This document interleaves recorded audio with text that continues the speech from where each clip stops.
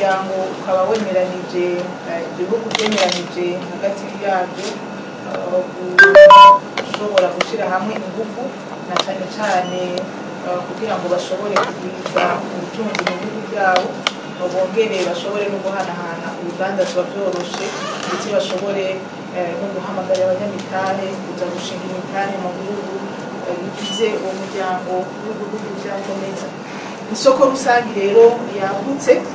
bavuga ifise amahirwe kuko numva ko ibihugu 21 byo muri Afrika bigiye hamwe ibica bigira umuryango munini haba mu ngufu z'abenegihugu ubwabo bagize uwo muryango haba kandi no mu guhanahana ibidandazwa hagati y'ibihugu bigize uwo muryango ndetse no gushira ingufu mu guteza imbere ibisata mpuzabutunzi mu bihugu bigize umuryango w'ibihugu byakomeza. Nuvuga kandi ko ari isoko rusange ifise amahirwe manini kuko isanzwe iri mu isoko rusange yindi nuvuga zone de libre-échange tripartite. Iyo soko rusange ikaba ari isoko rusange ihuriramo ibihugu bigize komeza, ibihugu bigize Afrika y'ubuseruko ndetse n'ibihugu bigize Afrika y'ubumanuko ariyo SADC. Iyo soko rusange rero ry'iyo nyabutatu komeza EAC na SADC bavuga ko ari isoko naryo nyene umuryango w'isoko rusange wagutse ahanini ibiharuro byerekana yuko ndetse no guhanahana ibidandazwa hagati y'ibihugu bya Afrika muri rusange ibiharuro byerekana ko ibice 70% by'urudandazwa ruhanahana hagati y'ibihugu bica muri iryo soko rusange ry'inyabutatu yakomeza EAC hamwe na SADC. Bivuga kandi ko uyu muryango wakomeza uri mu miryango mu makominote economique mu miryango y'ibihugu bya Afrika minini kuko mwumva ko ibihugu 21 bihurikiye mu muryango umwe bihurikiye mu isoko rusange abari ingufu zidasanzwe. Yabaje ati kandi mbega nizahe intambamyi ntizibura mu muryango ariko icambere kiba gikomeye nuvuga nk'intambamyi nyamukuru. Ubwa mbere hariho nuvuga intambamyi ihurikiye ku mahoro n'umutekano muri ibihugu bigize umuryango bakomeza aho bigaragara yuko ata mahoro nk'uko mu rurimi rw'ikirundi babivuga umuhoro utamwa. Ari naco bituma rero mubona ko mu byo bashimikira ko ndetse n'intumbero z'abanyenicubahiro abakuru b'ibihugu bahagarara cyane mu kubumbatira amahoro n'umutekano mu muryango w'ibihugu bigize ishyirahamwe ryakomeza kugira ngo dushobore korohereza abashobora guhanahana urudandazwa amahoro n'umutekano ndetse tworohereze n'abanyamitahe dushobora gukora batekaniwe. Ngire ko nishura n'ikibazo cyo wabaje ati mbega none ko mu bisanzwe komeza twari tuzi yuko ari umuryango ufasha mu korohereza urudandazwa mugabo mukaba mutubwiye yuko bashimikira kandi no mu byo kumbatira amahoro n'umutekano nuko hagati y'ibihugu hategereza kuba umubano mwiza kugira ngo abakora urwo rudandazwa boroherezwe kandi hakongera hakabumbatira amahoro n'umutekano kugira ngo twigoro twose tuba turakora mu korosha no gushobora mu korosha mu byo guhanahana urudandazwa no gufasha abantu kunguruza ibintu n'abantu dushobore kugenda neza hari amahoro n'umutekano. Muca mwumva rero yuko muri uno muryango navuze ko ahanini gushimikira ku nkingi zine. Izo nkingi nazo ya mbere akaba ariyo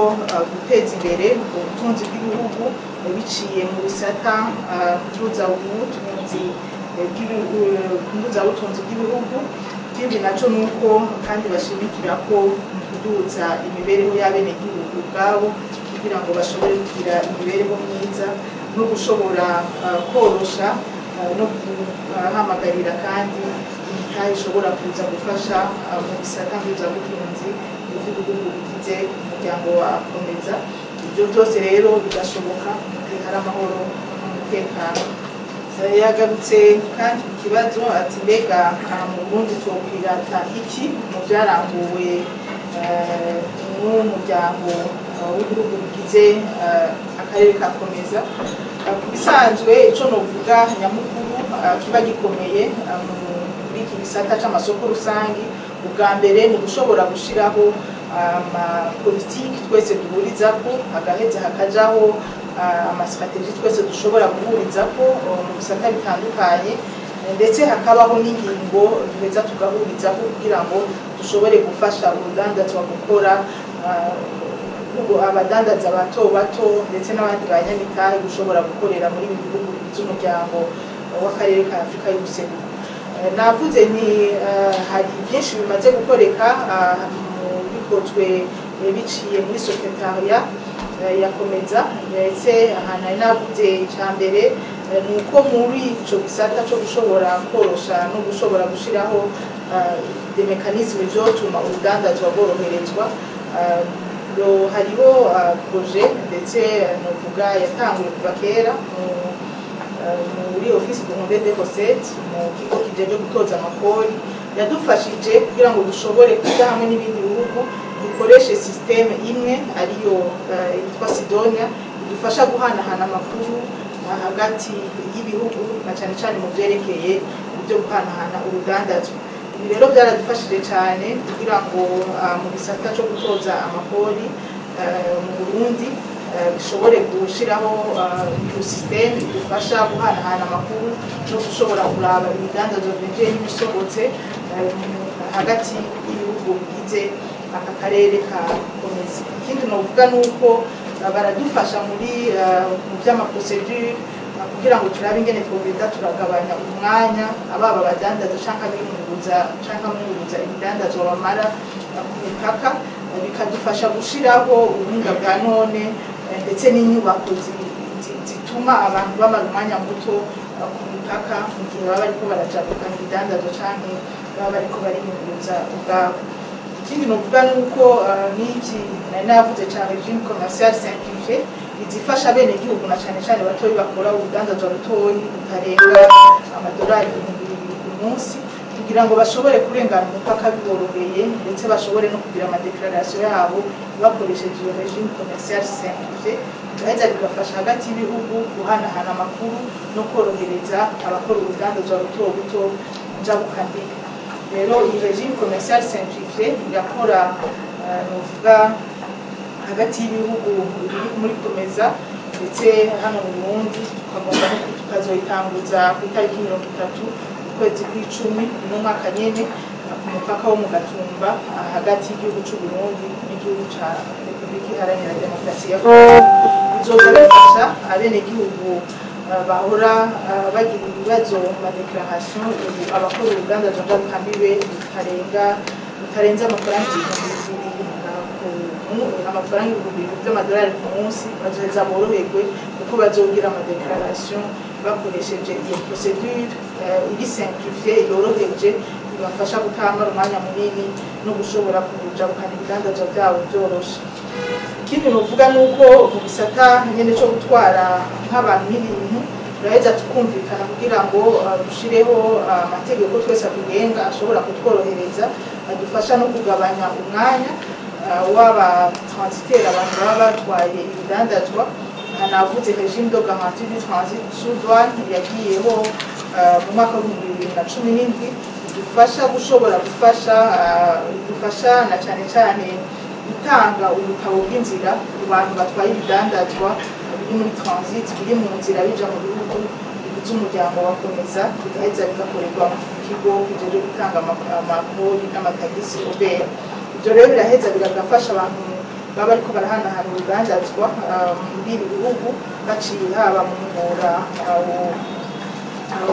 muri corridor nord cyangwa muri corridor central, gushobora kutamara umwanya munini mu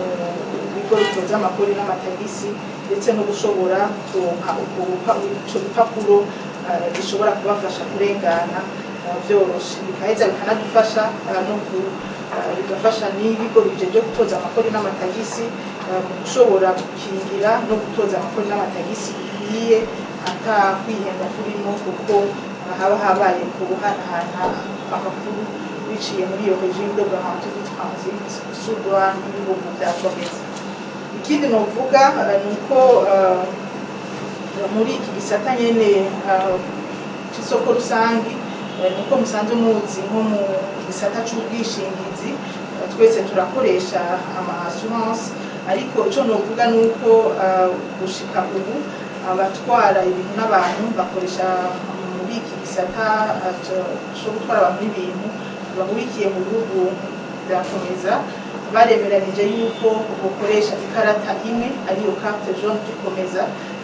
iheza ikabaha uburenganzira bwo gushobora kujabuka imbibe hagati y'ibihugu bigize umuryango wakomeza. Iyo rero novuga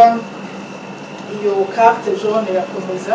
irahetse ikagufasha mu gihe wayiguriye mu gihugu kimwe cyakomeza ushobora kurengana mu bindi bihugu utarinze kugura iyindi karata. Iyo karata iri valable ishobora gukora mu bihugu bitandukanye, umuntu aba ariko yunguruza n'ibidandazwa byiwe byoroshe.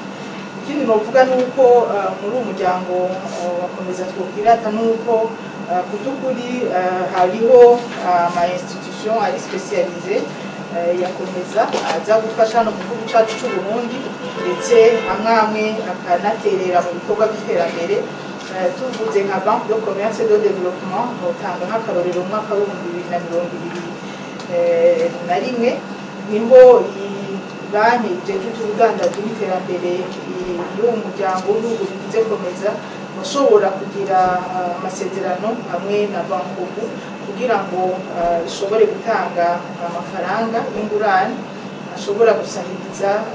banki ya Bankobu. Ncamumva yuko ngaho abaguzatunga bo mu Burundi bahatorera kuruko, ndetse n'ababasanzwe bakora urudandazwa bagashobora kubatorera kuruko. Ikindi novuga nuko hariho amahuriro amwe usanga nayo nyene adufasha kugira ngo amashirahamwe hano mu gihugu cyacu cy'u Burundi ashobore kuja gukaburirwa ubwenge cyangwa kugira amaformation atandukanye mu ntumbero yo gushobora kuja novuga kugezo bw'ibindi bihugu. Novuga kandi nka Institut Africain du Cuir et des Produits en Cuir isanzwe ifasha igihugu cy'u Burundi mu vyerekeye guteza imbere igisata cyo guhingura ibikorerwa mu nshato n'ibindi. Aha ikorana cyane na Centre d'incubation du cuir iri mu Kamenge. Ikindi novuga nuko hariho na Commission de la concurrence irakomeza, ni institution nayo ni commission spécialisée ifise icicaro i Malawi. Aha naho yaradufashije mu buryo budasanzwe kugira ngo dushobore gushiraho ibwirizwa rigenga iby'urudandazwa novuga les pratiques commerciales zifasha abantu guhayanirwa ku isoko mu gisata c'ubudandaji, ndetse novuga ni naho havutse ibwirizwa rigenga concurrence mu Burundi, hongera haranavuka na Commission de la concurrence mu gihugu cyacu cy'u Burundi. Iyi rero ifasha ahanini kugira amatohoza mu vyerekeye urudandazwa no mu vyerekeye amahinguriro kugira ngo bifashe abantu gushobora kuja ku isoko bashobora bashobora kuzanwa bafise amahirwe angana, ndetse bongere bafashe n'amahinguriro mu gihe biba bikeneye ko biyunga n'ayandi mahinguriro canke biyunga n'abandi banyamitari gushobora kubikora mu muco umuco bakurikije amategeko y'igihugu kiba cashinze. Iraheza rero Commission de la concurrence igafasha mu vyerekeye amatohoza, hanyuma igaheza igatanga raporo kugira ngo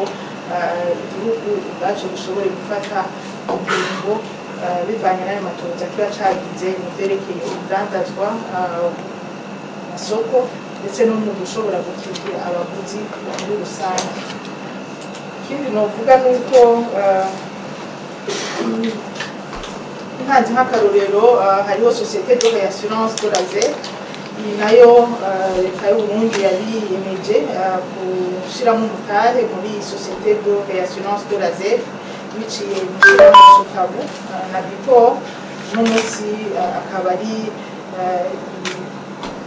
novuga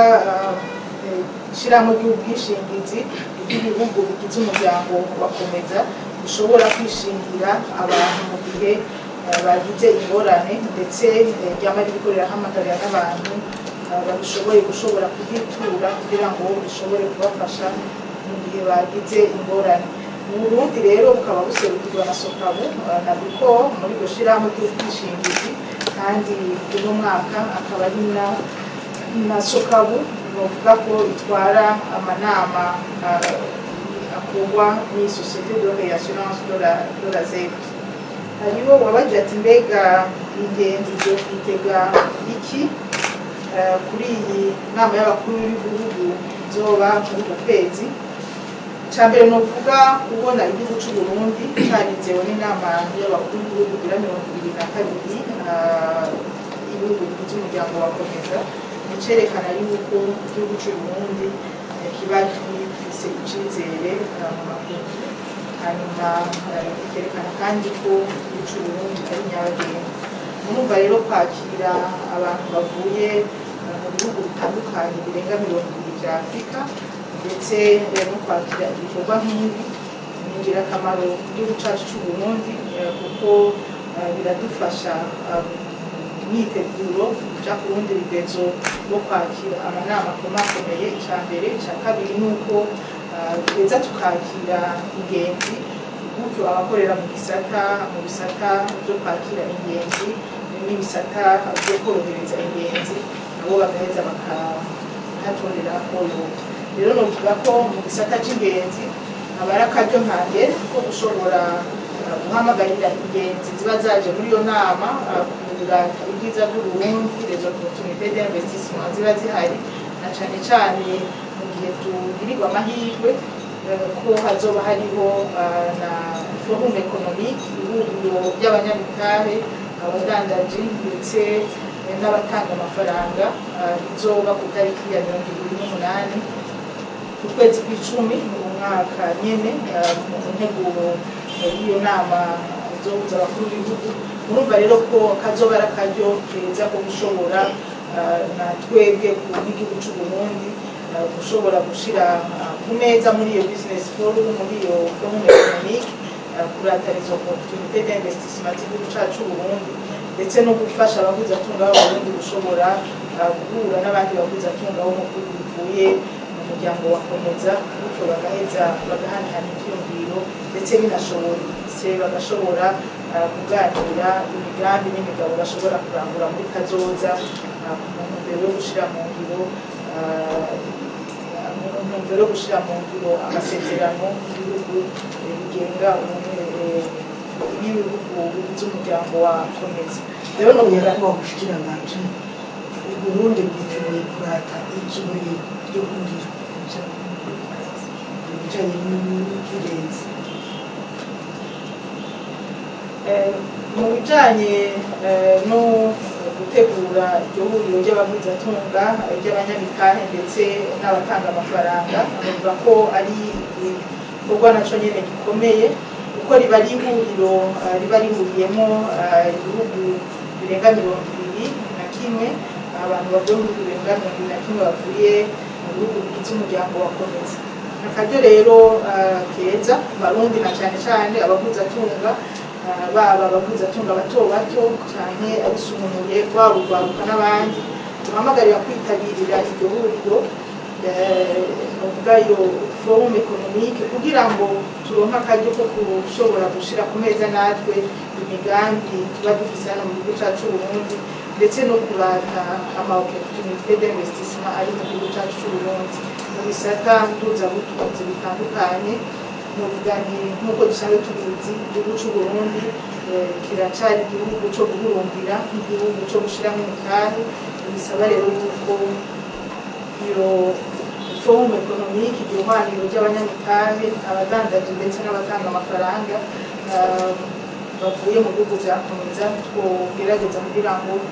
dushobore kubyitabirira no gushobora kuzana imigambi natwe gushira ku meza, uburyo turonka akaryo ko kuyiganirira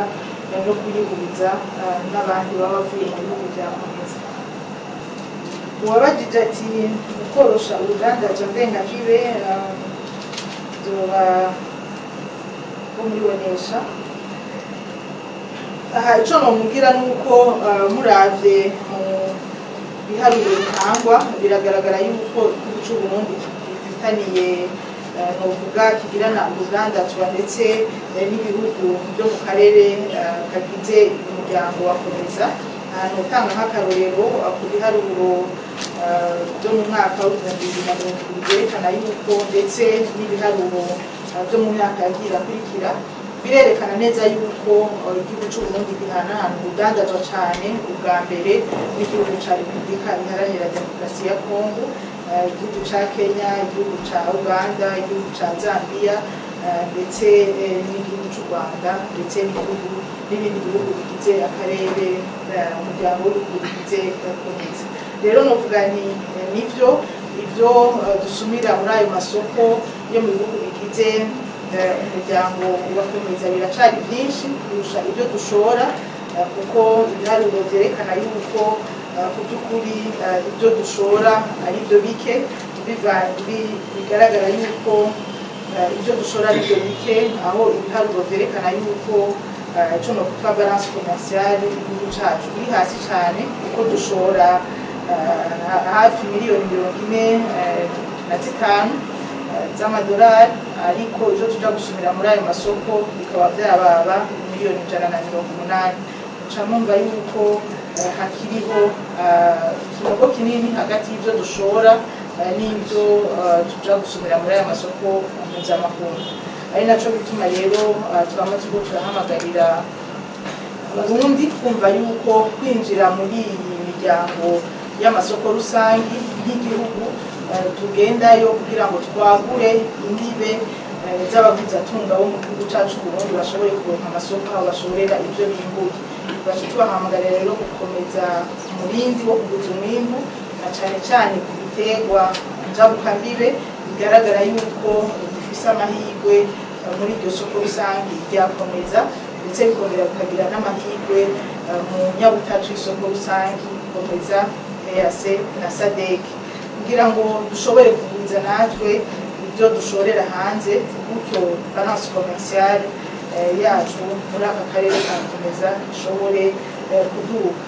Iki rero ni igikorwa ca misi yose hejuru y'utwigoro leta iriko irakora tubandanya duhamagara bene igihugu kugwiza umwimbu no kugwiza ibyingurirwa hano mu gihugu cacu Burundi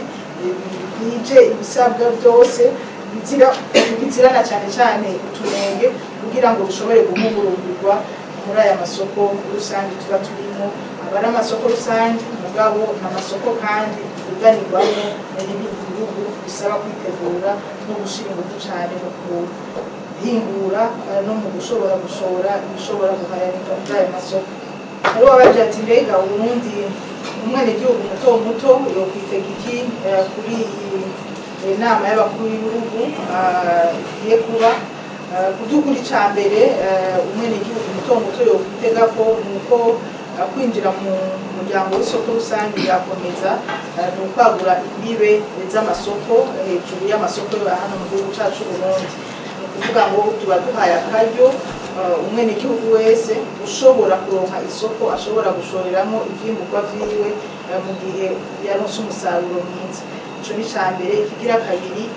nuko igihugu iyo kibaye nyabagendwa aba ari icizere ku gihugu bivuga yuko ico cizere haraza ingenzi zitandukanye ndetse zikaza mu gihugu cacu Burundi zikabona ibiza by'Uburundi zikabona aho zishobora gushira imitahe mu gihugu cacu Burundi gutyo bigashobora kuzanira akamaro umwenegihugu uwo ari we wese. Rero novuga ni kuba dushobora gukoranira mu gisagara ca Bujumbura ari ibihugu 21 bizoba bihahuriye, urumva ko ubwa mbere n'abenegihugu babo bazomenya isoko rusange ryakomeza, bamenye uturusho bashobora kuharonkera, bamenye n'amahirwe bashobora kuronka muri iri soko rusange ryakomeza. Ari naco gutuma bahamagarira na cyane cyane abajeje kumenyesha amakuru bandanya bamenyesha abenegihugu byerekeye isoko rusange kuko nivutse no munsi murumva ko yavuze mwaka wa 1981 n'uno munsi kabihari ejo kazoba ihari. Isaba rero ko twitegura kugira ngo dushobore kubyaza umusaruro iyinjira ry'Uburundi muri uwo muryango w'isoko rusange ryakomeza. Ikindi naco novuga hazoba hariho amanama atandukanye ashobora kubera hano mu gihugu cacu Burundi canke n'abandi bakaja kuyagirira hanze, mugabe kiba gikomeye nuko mu gihe ariko barafatwa ingingo mu by'ukuri abaserukira igihugu baraheza bagahagararira inyungu z'umwenegihugu w'Uburundi mu ngingo zose n'amapolitiki bariko barashirwa mu ngiro muri uwo muryango w'isoko rusange ryakomeza. Bari babajije ati mbega muri uwo muryango hari ibidandazwa hariko harakorwa iki kugira ngo hashobore koroherezwa urudandazwa mu gihugu bigize umuryango wakomeza. By'ukuri nabivuze ni uko icya mbere umuryango w'isoko rusange wakomeza ushira imbere mu gushobora gushiraho amapolitike, gushiraho amastrategie no gushiraho ibikorwa byotuma abenegihugu bo mu muryango bashobora koroherezwa mu byerekeye guhanahana urudandazwa. Ibi navyo bikorwa gushiraho integuro nziza z'amategeko no gushiraho imigambi ishobora korohereza abenegihugu n'inyubako ndetse zishobora gutuma dushobora guhanahana urudandazwa hagati y'ibihugu byakomeza. Aho muca mwumva yuko biba kenshi usanga hari amasezerano hagati y'ibihugu bigize uno muryango wakomeza kugira ngo dushobore na cyane cyane gushiraho inyubako zituma abenegihugu bashobora kunguruza ibyabo no gushobora guhanahana urudandazwa na cyane cyane ku mipaka byoroshe. Ibi nabyo bikaba biciye mu masezerano hagati y'ibihugu cyane bikaba mu masezerano aba yakozwe hagati y'ibihugu cyane muri uno muryango wakomeza. Balance commerciale na cishu uturusho tudasanzwe mu byo korohereza urudandazwa no gushobora gushiraho imigambi n'imigabo utuma bene igihugu bashobora koroherezwa mu guhanahana urudandazwa, yaba imigambi y'inyubako cyangwa imigambi y'ibindi bisata bishobora kuduza ubutunzi bw'igihugu. Rero novuga ni muri iki gisata iyo habaye ikibazo iki canke kiriya byerekeye guhanahana urudandazwa cyangwa kutorohereza kudashira mu ngiro amategeko tuba twashizeho mu gisata c'ubudandaji, ni naco gituma habaho imigwi yo gushobora guhanahana urudandazwa yo gushobora korosha ico no kwitwa comité de facilitation du commerce. Ayo makomite de facilitation du commerce rero arahari mu bihugu bitandukanye, agaheza akaba ariyo yicara akaraba intambamyi zishobora kuba ziri mu guhanahana urudandazwa kugira ngo zishobore kugenda ziratorerwa umuti, zaba ari intambamyi zijanye n'ivyo gutanga by'amakori n'amatagisi canke izindi nzitizi zijanye n'amaprocedure ashobora kuba maremare. Ibyo byose rero bikagenda birigwa muri ayo makomite de facilitation du commerce. Nze komeza novuga ko kuraba ibihugu bigiye hamwe kugira ngo dushobore gushigikirana haba mu bisata bitandukanye na cyane cyane kugira ngo ibihugu ubwabyo bitera imbere byongere biteza imbere n'abenegihugu baba muri ibyo bihugu. Mu gushigikirana rero biri mu bice biba biraba igisata c'ubudandaji gusa, hariho gushigikirana mu gushiraho amapolitiki no mu gushigikirana mu gushiraho imigambi n'imigabo ishobora gutuma haba imigambi ishobora gufasha abenegihugu mu bisata bitandukanye. Ahantu uvuga nko mu gisata cyo gushigikirana mu by'inyubako aho hashobora haba imigambi uvuga yo gushiraho amabarabara ahuza ibihugu n'ibindi cyangwa gushiraho uburyo bwo kwiyunguruza no kunguruza ibidandazwa ndetse no kwiyunguruza kw'abantu bishobora gufasha abantu gushobora guhanahana ibidandazwa byoroshe. Ikindi novuga mu byerekeye urudandazwa nuko habaho korosha no gushiraho uburyo bushobora gutuma guhanahana ibidandazwa byoroha na cyane cyane mu gukuraho inzitizi zose zaba inzitizi z'amatagisi n'amadwani ndetse n'izindi nzitizi zishobora kuba mu nzira canke ku mipaka abenegihugu bariko bariyunguruza bongera bunguruza n'ibidandazwa byabo. Rero novuga ni kuba mu muryango w'ibihugu byakomeza ni ibisata byose biba bihamagariwe gukora kugira ngo dushobore kubyaza umusaruro yinjira ry'Uburundi muri uwo muryango wakomeza, na cyane cyane ko ibihugu biba bihamagariwe gukora kugira ngo bihuze umwimbu bishobore guhanahana ibidandazwa. Ubwa kabiri no gushiraho imigambi ndetse n'amaproje ashobora gufasha abenegihugu mu by'iterambere na cyane cyane mu gisata c'amahinguriro kugira ngo abenegihugu bashobore kubaho ndetse no gushuronka ibyo bashobora gushora mu isoko rya Komeza no mu yandi masoko hanze ya Komeza. Rero novuga nti kuba mu muryango ntibivuga ko ari gushigikirana mu gisata c'ubudandaji gusa, haba hariho ibindi bisata bindi byaba ibya politike, gushigikirana mu bya politike canke gushigikirana mu migambi yindi ndetse n'amaproje regional ashobora gutuma ibihugu bishobora kuja hamwe kugira ngo birabe ko hajaho byotuma byose umenegihugu yoroherwa na cyane cyane mu by'inyubako. Ikindi novuga nuko habaho no gushigikirana mu byo kugarura amahoro n'umutekano ndetse mu gihe bigaragaye yuko hari uwoba durumbanije igihugu n'iki muca mwumva yuko igisata kiba cagutse, ibihugu biba byagiye hamwe kugira ngo bishobore gushira ingufu hamwe mu kuramira abenegihugu bagize umuryango wa Komeza ndetse mu bisata mpuzabutunzi bw'ibihugu.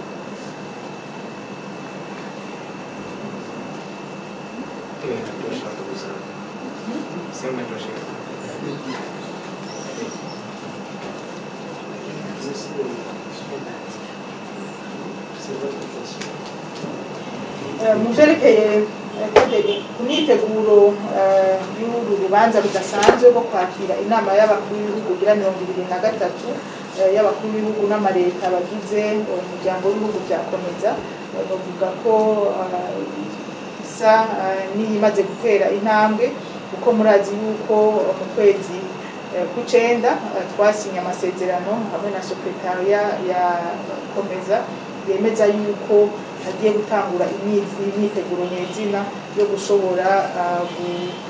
kwakira inama igira 23 y'abakuru b'ibihugu n'amareta. Imyiteguro rero mu bikorwa byose bizoba mu nteguro y'iyo nama bisa n'ibiri ku musozo kuko dusigaje iminsi mike ndetse ibikorwa bya mbere bikazotangura kuva ku itariki hariho izoba business forum ya forum economique izoba ku itariki ya 28 ukwezi kw'icumi no mwaka nyene, hanyuma bukeye haca hakurikira inama y'abashikiranganji mu byo bajeje harimo imigenderanire ndetse n'ibindi bihugu. Muca mumva yuko imbere yaho muri iyi nzu nyene turimo hategereza kuba hariho inama z'abahinga ziriko ziraba zibera hano mu gisagara ca Bujumbura. Rero novuga nti imyiteguro yatanguye kera, ahubwo tuza turi nyezina gushira mu ngiro imyiteguro twateguye kugira ngo itariki ya 31 ukwezi kw'icumi mu mwaka wa 2024 isange twiteguye. Accord de siège amasezerano arategekanya neza ingene imyiteguro igenda n'uruhara rw'umwe wese yaba leta y'u Burundi ndetse na sekretariya ya Komeza umwe wese icajeje kugira ngo dushobore kwitegurira neza iyo nama izobera hano mu gihugu cyacu Burundi, kandi nta nkeka yuko izogenda neza ndetse tugahamagarira n'abanyagisagara muri rusangi ushobora kwitegurira ingenzi ziza zimwe zarashitse hano mu gihugu cyacu Burundi n'abandi bariko baraza. Bahamagara n'ibisata byose bya leta baba bakorera ku yinjiriro ry'u Burundi ndetse n'abandi bose kugira ngo bashobore gushira ingufu hamwe dushobore kwakira ingenzi ndetse bave ngaha babonye ingene abarundi dusanzwe kwakira neza. Ikindi nuko duhamagarira abanyagisagara mu gisagara ca Bujumbura kuko hejuru y'ayo manama abantu bakenera kubaho, bakenera kwiyunguruza ndetse bagakenera n'ibindi byose bishobora kubafasha kubaho neza hano mu gisagara ca Bujumbura. Tubahamagarira rero gushobora kwerekana agatima k'abarundi ko kwakira abantu neza ndetse na cyane cyane mu gutanga des services de qualité, aho bazorara, aho bazofungurira, mu byo bazokenera byose kugira ngo dushobore kwakira abantu neza nk'uko dusanzwe tubikora.